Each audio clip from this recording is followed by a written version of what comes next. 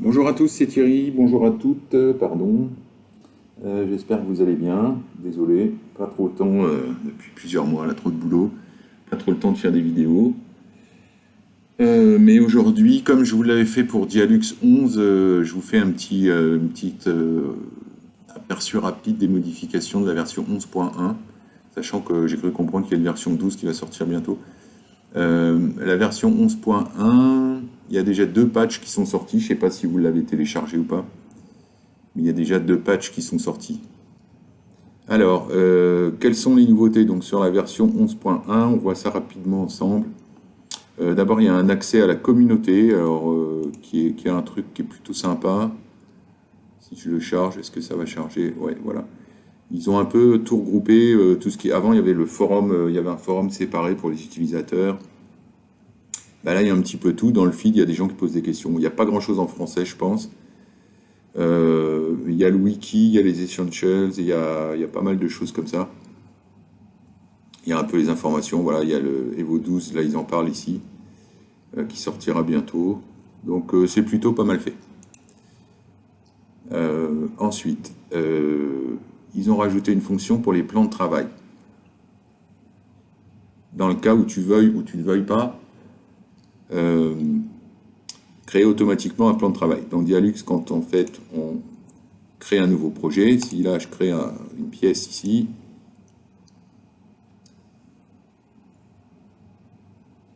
automatiquement je vais avoir un plan de travail qui va être créé pour cette pièce-là. Il est là et il correspond à ma pièce. Dans certains cas, c'est vrai qu'on peut avoir besoin de faire notre propre zone de mesure et on ne veut pas qu'il y ait un workplane qui soit créé automatiquement. Donc ils ont ajouté cette fonction ici dans les réglages qui se trouve ici dans projet, je crois. Voilà, créer automatiquement un plan de travail. Et en plus, tu peux définir à quelle hauteur et déjà prédéfinir la distance autour de la pièce que tu ne veux pas prendre en compte dans le calcul. Pourquoi pas? Pourquoi pas, c'est intéressant. C'est une petite fonction, mais voilà. Ensuite, qu'est-ce qu'on a d'autre? On a, on a la touche F12. Alors, c'est pas mal, c'est bien et c'est pas bien, moi je trouve. Effectivement, si par exemple j'accède au cutout, on va parler du cutout, et que je crée un cutout rectangulaire ici, voilà, si je veux en créer un autre, je peux pas. Il faut que je reclique sur cutout. Et donc F12, ça permet, sans avoir à remonter sa souris, recliquer, de rappeler exactement la même fonction et de refaire la même chose. Donc ce qui est pas mal. Après, ce que je le reproche à ce truc, c'est la position du bouton F12.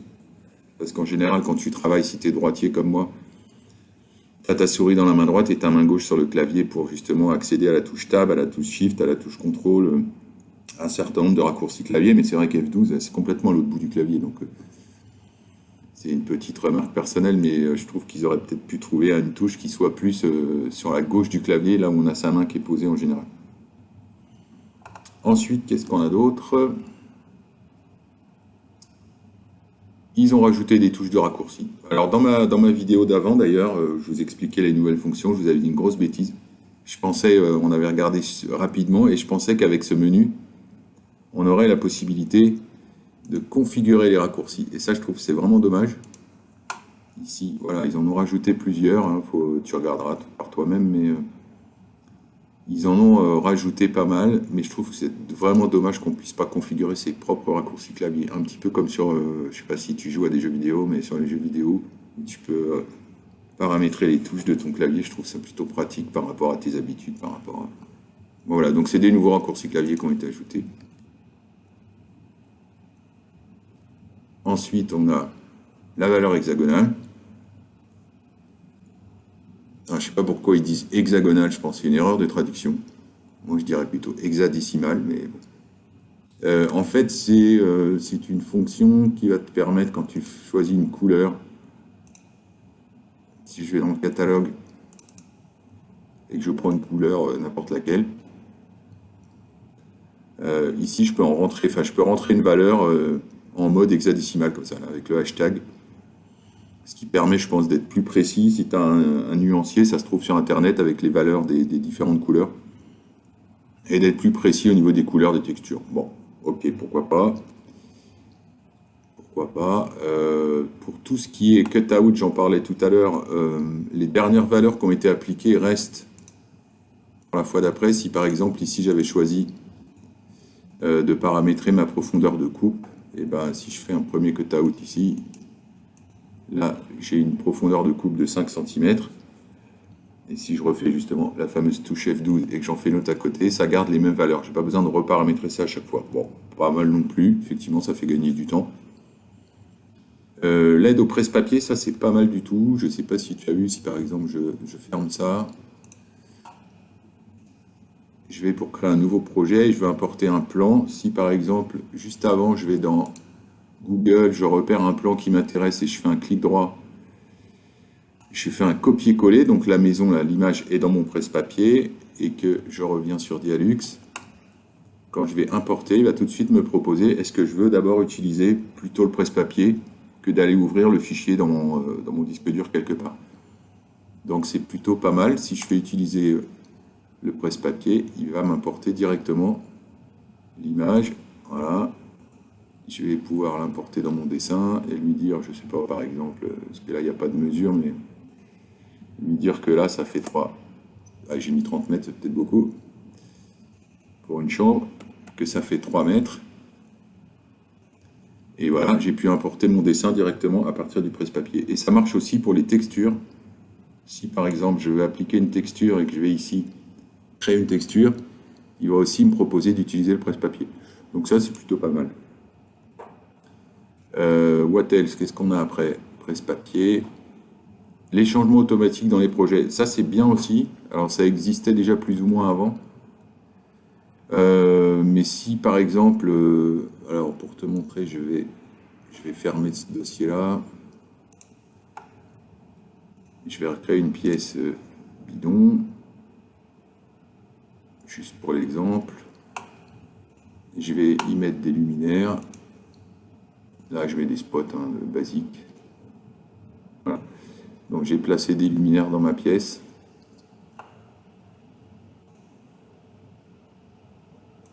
Tu as une option maintenant quand je lance mon calcul.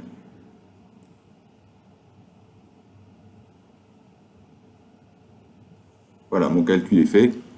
Je vois mon workplane qui s'affiche avec les isolines et sur le côté. Alors ça, par contre, ça m'agace. Toujours là, ce truc, c'est un peu chiant. Mon calcul et ma valeur s'affichent ici sur le côté. Et si, alors là je ne sais plus comment je suis configuré, mais si je modifie par exemple mon arrangement de luminaire, si je passe à 11, voilà, là il ne me l'a pas demandé. Pourquoi il ne me l'a pas demandé? Tu sais, avant, normalement il te demande, attention, vous allez modifier, le résultat va être obsolète. Et il fallait cliquer sur oui. Pourquoi là il ne me l'a pas demandé? Parce que il y a maintenant une option dans le calcul ici qui dit ça permet de répondre automatiquement oui sans avoir à cliquer sur le truc. Ça permet aussi de gagner du temps. Et après, il y a une possibilité de supprimer automatiquement les résultats quand on fait justement une modif comme ça. Alors pourquoi ça peut être bien de le garder? Là, si tu regardes bien, j'ai fait une modif, donc j'ai pas eu le message, mais par contre mon résultat est toujours affiché. Et là, il me dit que mon résultat est obsolète. Là, j'ai qu'une pièce à faire, donc c'est pas un problème. Mais des fois, quand tu fais un projet où il y a 2, 3, 4, 5, des fois 50 pièces différentes, tu lances ton calcul, tu vois qu'il y en a plusieurs où il y a un problème, et tu as besoin d'accéder à ces infos-là qui sont le minimum, le maximum, etc., pour voir si tu as un problème d'uniformité ou quoi que ce soit. Et ce qui se passe, c'est que si tu fais une correction sur une des pièces, tous les résultats à droite disparaissent, tu es obligé de recalculer pour ensuite revenir faire tes modifications sur la pièce suivante. En faisant ça et en gardant les résultats obsolètes affichés, et ben ça te permet de faire plusieurs modifications d'affilée sur différentes pièces et ensuite de relancer ton calcul. Donc ça c'est plutôt pratique, donc tu le coches ou tu le décoches dans les settings comme tu veux. Mise à jour automatique, alors de configurer si les textures lumineuses et les résultats sont mis à jour directement et automatiquement. Ouais, ça c'est pour quand tu travailles avec les scènes Ça permet ici d'avoir la mise à jour automatique plutôt que d'être obligé de recliquer ici sur le petit bouton. Je pense que c'est ça. Oui, pourquoi pas. Et ensuite, l'éditeur standard. Bon, ça c'est pareil, c'est dans les réglages ici. Settings, General Settings. C'est pas là, c'est dans Projet non plus. Voilà, dans la documentation ici, il y a possibilité de mettre automatiquement ton nom. Et ouais, bon, petite option, pourquoi pas, pourquoi pas. Enfin, what else?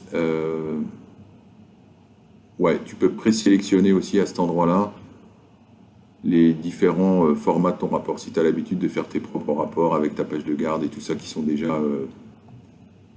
eh ben, il y a possibilité de sauvegarder ces trucs-là et ensuite de les rappeler pour qu'ils viennent par défaut quand tu fais un nouveau rapport.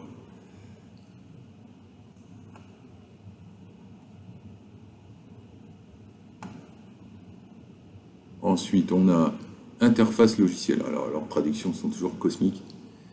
Par exemple, un défilement plus fluide dans l'interface pour se faire activer le rendu matériel pour l'interface logicielle. Bon, ça c'est un truc sur l'affichage. Ok, pourquoi pas.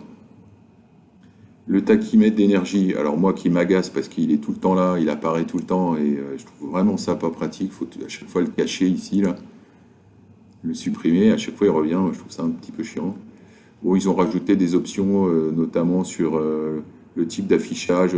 Au lieu que ça soit en watts ou des choses comme ça, on peut choisir que ça soit directement en carbone, par exemple. Ok. Système de coordonnées des objets. Alors, si tu crées des objets, on avait vu que sur la version précédente, on pouvait sauvegarder nos objets. C'est-à-dire que si tu avais créé, par exemple, une extrusion, une forme, tu pouvais sauvegarder dans ta propre bibliothèque. Et donc, le système des coordonnées a été modifié pour que ça soit toujours au niveau du sol, en fait. Donc ça, ce qui est plutôt pas mal. Parce que quand tu importais les objets, des fois, ils arrivaient couchés sur le côté, ou ils n'étaient pas insérés au bon endroit, ils n'étaient pas, comment dire, leur centre de gravité était des fois sous le niveau du sol, il fallait leur modifier la position. Là, maintenant, c'est toujours au niveau du sol. Ça, c'est pas mal. Aide à la navigation. Alors, oui, ça, c'est... C'est pas mal non plus, c'est quand tu te déplaces, ouais, je sais pas si c'est vraiment utile, mais si par exemple je vais dans le menu... voilà, je vais dans le menu espace, ensuite je vais aller dans le menu texte, ensuite je vais aller dans le menu des vues. Ben, je peux revenir dans les. Voilà, je reviens au menu texte, je peux revenir en arrière sur les menus sur lesquels j'étais avant. Ouais, ok, c'est pas mal. C'est pas un truc foufou, mais bon, c'est pourquoi pas. Alors ensuite, qu'est-ce qu'on a? Action de l'outil. La fonction créer un nouveau groupe de luminaires a été déplacée. La fonction renommer a été rendue plus facilement accessible. C'est par rapport au light scene, aux scènes en fait. Et avant, c'est vrai qu'il fallait double-cliquer ici pour renommer. Et maintenant, ils ont mis un petit... Et créer un nouveau groupe de luminaires. Avant, il était ici sur le côté. Maintenant, il se retrouve ici. Bon, pas un gros changement, mais pourquoi pas. Une documentation plus rapide. Bon, ça, j'ai pas remarqué de différence énorme. Mais on va les croire sur parole. Les corps d'extrusion peuvent désormais être conçus plus finement jusqu'à l'échelle du millimètre. Donc c'est qu'ici, au niveau des objets, on peut descendre plus bas jusqu'au millimètre. Avant, on devait être limité, effectivement. On ne pouvait pas descendre plus bas que le centimètre. Et là, maintenant, on peut aller au millimètre. L'affectation des luminaires à leur zone peut désormais être effectuée directement dans l'outil de gestion des luminaires. Il n'est plus nécessaire de passer au facteur de maintenance. Alors si effectivement j'ai mon groupe de luminaires ici et que je suis ici, voilà. Ouais, j'ai ici l'espace auquel je veux attribuer ce groupe de luminaires. Je crois que j'avais expliqué ça dans une vidéo sur les escaliers. Où des fois on a des luminaires dans une double hauteur qui ne sont pas dans la pièce où on voudrait. Ils ne sont pas assignés à la pièce qu'on voudrait. Donc là on peut le modifier ici alors qu'avant effectivement il fallait passer par là pour pouvoir le faire. Effectivement. Bon. Ensuite, qu'est-ce qu'on a d'autre? Eh bien c'est tout. Voilà, bon, des petits changements. Moi, je suis toujours pas très content avec leur système là, quand on sélectionne, si par exemple on fait une ligne, après pour la remodifier, j'ai du mal à sélectionner ce que je veux. Des fois, ça déplace tout, des fois, je trouve que c'est pas super. Moi, je trouve que c'est ça qu'ils auraient dû améliorer. Mais bon, voilà. Petite revue de détail des petites nouveautés du 11.1. N'hésitez pas à me poser des questions si vous en avez. Euh, J'aimerais bien faire une vidéo foire aux questions. Donc n'hésitez pas à m'envoyer des mails. Vous connaissez l'adresse, hein, c'est dialuxenfrançais tout attaché @gmail.com. Envoyez-moi vos questions si vous en avez ou si vous avez des problèmes particuliers. Puis on fera une petite vidéo foire aux questions très bientôt, j'espère. Merci à tous et à bientôt. Salut!